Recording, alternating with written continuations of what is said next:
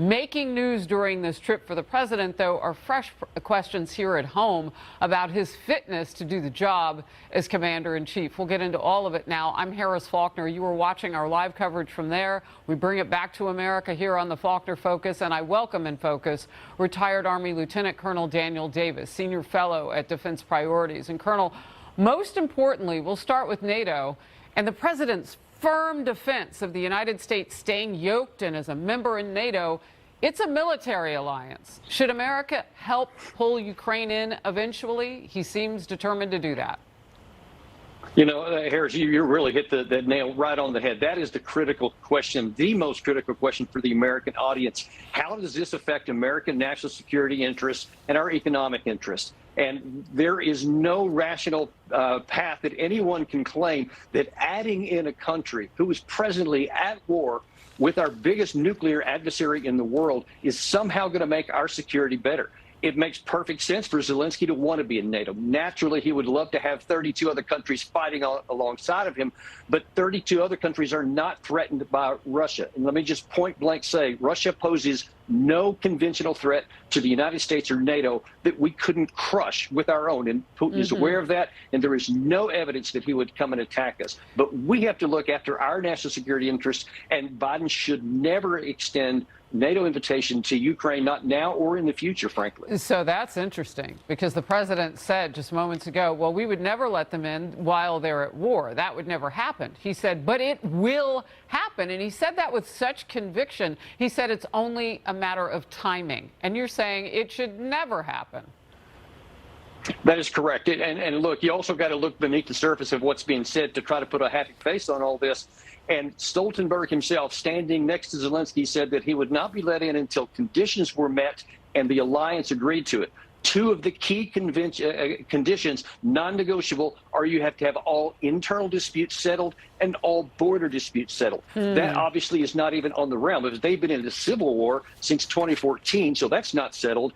And their border issue is rather unsettled as it wills. And that's going to go on for the foreseeable future, even however this war is resolved. But because of the decades-long antagonism between those two states, it will stay volatile even after a negotiated settlement. So I don't see any possibility that they would ever be allowed into NATO. And I think we should be honest about saying that. You know, I'm sure you caught it. President Zelensky of Ukraine this week, just yesterday, in fact, was quite upset about the stall to get his nation into NATO. I don't know if my team has that readily available, but I can always paraphrase it. His feeling is that it should go forth expeditiously, and if the timing is post-war, he didn't exactly speak on that, but he's expecting the kind of support that a NATO nation might get, as hard as he says he's fighting, and that he needs America's tax dollars, not just to fight the war, but in his words, to save lives of his citizens. Yeah, and they're trying to make the case. And again, from their perspective, I understand this. I am sympathetic to it. They want to make the case that they are fighting for us, that they are defending Western Europe. And there's no truth to that. I'm sorry, but there's just not. This is exclusively between Ukraine and Russia willing to do everything to keep NATO off their border in Ukraine. They have shown they were willing to go to war with it, and they will not stop. Saying that we're going to put Ukraine into NATO will make Putin double down, not stand down. As Biden said in his speech a while ago, he said he believes that Putin will recognize the futility of this and will eventually stop. And the opposite is almost certainly to result instead that this will fortify Putin to make him fight even harder. I'll just end with this. The president also said a few minutes ago that Putin should be careful about what he eats, and then he said, no, I'm just joking about that. All right, we'll move forward. I know. So let's talk about some notable issues and gaps around the president's recent trip, this whole NATO and now meeting with the president of Finland. The confusion yesterday is raising eyebrows at an epic degree. Let's watch together.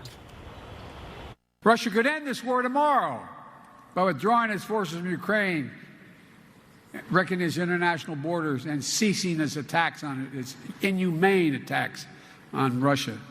By Russia on Ukraine. Vladimir and I shouldn't be so familiar. Mr. Zelensky and I talked about the kind of guarantees we could make in the meantime. The president also turning on the sarcasm gauge, saying this to reporters. President Zelensky, how soon after the war would you like to be in NATO? How soon after the war would you like to join NATO? Count 20 minutes. Here we go. Thank you so much. All right, that's it. Thank you so much, you guys. That's it. What do you make of that? Well, I mean, that's just President Biden's personality, and certainly it's got a lot of people concerned. Just how firm his grasp is on what's going on. I mean, look, we would be a lot better if we had somebody that was firm in there, like say, like a Reagan or even a JFK. Somebody who could look right into the eye, and everybody knows that they have confidence of it. And I don't see a lot of that, and I think a lot of people are at the same place. And I'd sure feel a lot better if he did. The world stage, the world watches, including our enemies, and I'm glad that you were here to break some of this down, Colonel Davis. Thank you very much for being in focus and getting us started. Thanks, Harris. Always appreciate it.